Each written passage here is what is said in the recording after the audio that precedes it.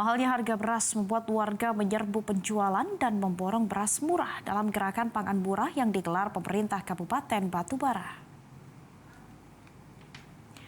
Gerakan pangan murah yang diadakan di halaman kantor pos Indrapura, Kecamatan Air Putih Batubara ini langsung dipadati warga sekitar.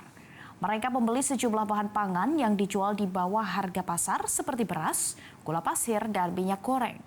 Di sini beras jenis medium dijual dengan harga Rp55.000, sedangkan beras premium dijual Rp75.000 per 5 kg. Sementara di pasar, warga harus menebus beras medium seharga Rp78.000 isi 5 kg atau Rp17.000 per kilogram. Meski gerakan pangan murah ini gencar digelar, namun belum dapat menstabilkan harga pangan di pasar. Bahkan harga sejumlah bahan pangan di pasar cenderung naik.